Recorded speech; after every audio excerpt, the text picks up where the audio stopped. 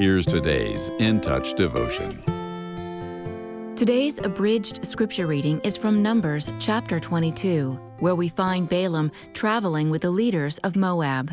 We read in verse 22, "But God was angry that he was going, and the angel of the Lord took his stand in the road as an adversary against him. Now he was riding on his donkey, and his 2 servants were with him. When the donkey saw the angel of the Lord standing in the road with his sword drawn in his hand, the donkey turned off from the road and went into the field, and Balaam struck the donkey to guide her back onto the road. Then the angel of the Lord stood in a narrow path of the vineyards, with a stone wall on this side and on that side.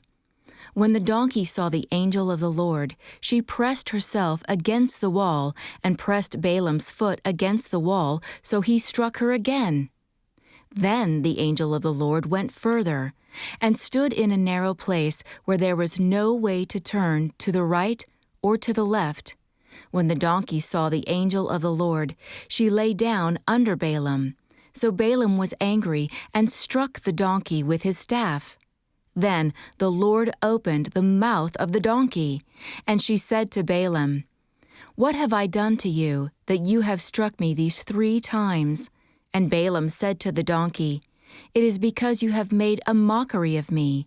If only there had been a sword in my hand, for I would have killed you by now." But the donkey said to Balaam, "Am I not your donkey, on which you have ridden all your life to this day? Have I ever been in the habit of doing such a thing to you?" And he said, "No." Then the Lord opened Balaam's eyes, and he saw the angel of the Lord standing in the way, with his sword drawn in his hand. And he bowed all the way to the ground. Then the angel of the Lord said to him, "Why have you struck your donkey these 3 times? Behold, I have come out as an adversary, because your way was reckless and contrary to me. But the donkey saw me and turned away from me these 3 times. If she had not turned away from me, I certainly would have killed you just now and let her live." So Balaam said to the angel of the Lord, "I have sinned, for I did not know that you were standing in the way against me. Now then, if it is displeasing to you, I will turn back." But the angel of the Lord said to Balaam, "Go with the men, but you shall speak only the word that I tell you." So Balaam went along with the representatives of Balak. A whistle gets our attention quickly, wouldn't you agree? It's used to control unruly behavior, signal the start or finish of an event, or interrupt action. Have you ever considered that God has a whistle? It's not one we hear with our ears, but it's effective in getting our attention and redirecting our life.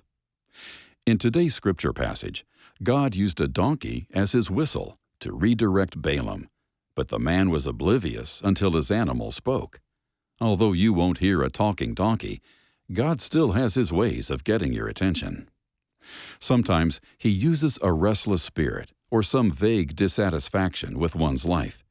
At other times, it may be a scripture passage or something a person says that causes us to pause. God's whistles come in many forms: illness, financial reversals, tragedies, disappointments, loss, difficulties, or failures. Whatever the situation the Lord uses, our response should be to quickly seek Him in prayer. He deserves our undivided attention, but too often we get preoccupied with our circumstances and fail to recognize them for what they are.